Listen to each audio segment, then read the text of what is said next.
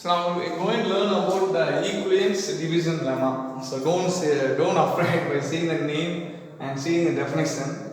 Very simple. Lower class we learn about division. One thing you'll forget. Simple thing you'll forget. That's why you think about very tough. This is very simple. Now listen. We asked to take two numbers. A, B is integer. That means maybe A is a positive or negative. B is a positive or negative. Any integer. They just use the word any two integer. Didn't mention positive or negative. Maybe positive, maybe negative. So he asked to write the terms of A equal to BQ plus R. In a simple way, you say if A is a number, the number separate with three terms P, Q, R. What is A? A is a dividend, B is a divisor, Q is a quotient, R is a remainder. Okay. For example, if I take A equal to 34, the 34 number I am going to divide by 5. Just give an example on a division. What you forget here? Now we go and write how to divide. We take 5. Compare with 3 is less than 5. So you can take one more digit, 34. Now we go and check how many 5 possible in the 34. So 6 5s are 30. 7 5s are 35. You won't write because 7 5s are 35.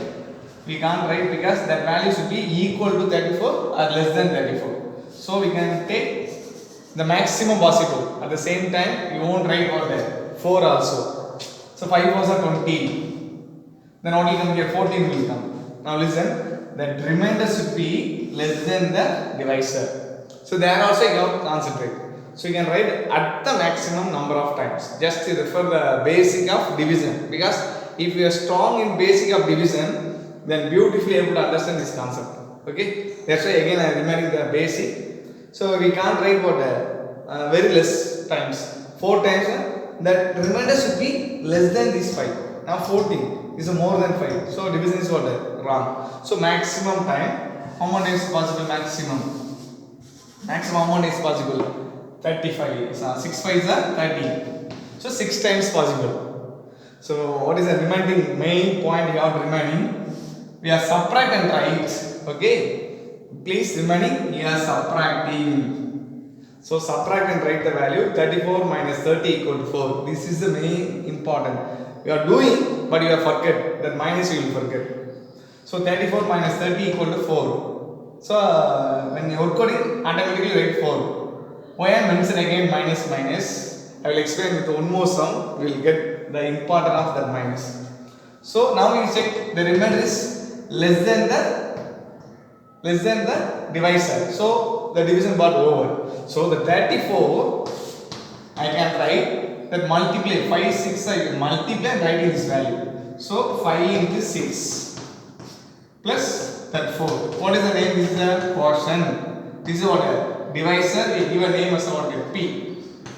That give a name as what a remainder R. So I take what A equal to 34. So you can write A equal to P plus Q plus R.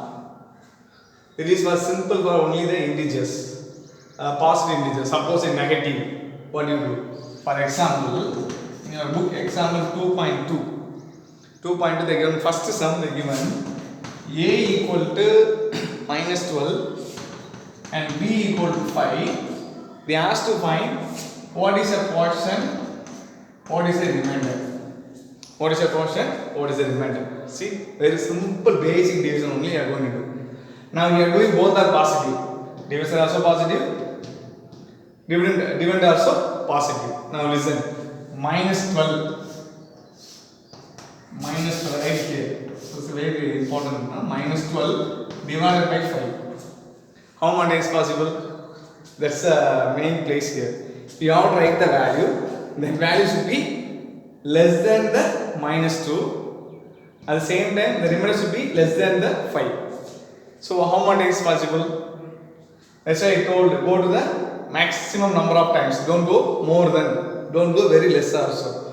So 5. What do you multiply? We get less than this value. Just you try. First you take 2. Just I take 2 5s are 10. I write here 10. Okay. I have to write the value should be less than the number. Here, which is the greatest number? Minus 2 or 10? 10 is the greatest number. So, what is the condition? 34. 30. 30 is the less than 34. So we can take only less than this value. So minus 2 less than the 10. So 2 is not possible. Then into minus 2.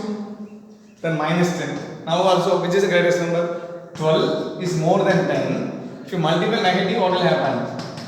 Minus 10 is more than minus 12. So when you go to the negative side, small number big, the value is increasing. So if you go if you go to the left side, the value is what? Decreasing. So even though minus 10 is greater than minus 12. So next chance what is that? Go with 3.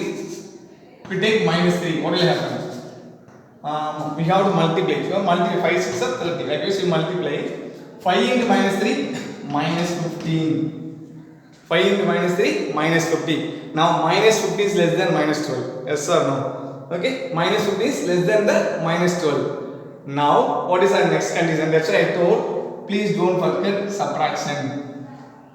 That means what is the meaning? Both are same symbol, positive positive. So positive change in negative, I am subtracting right the value. Now both are same symbol, negative negative. I have to change the symbol here or there. Plus. Now 15 minus 12, what is the value? 3 will come. 3 is less than 5. 3 is less than 5. Now what is the quotient? Quotient is minus 3. Remember this is simple ordinary division. Okay. Now we can write A equal to minus 12. So we can write A equal to PQ plus R. So A equal to what is the value? A value minus 12. What is the B value? 5. What is the Q value? This is a Q, this is a B. Q value is what? Minus 3. This is 3. Now multiply. 5 is a minus 15 plus 3 minus 12. So simple. So Q equal to minus 3. Q equal to minus 3. R equal to 3. So quotient remainder. This is the main thing. That place is very very important. So you are doing when you are division, you following all the rule without remaining. So both are negative, change the symbol, then subtract and write what? 3.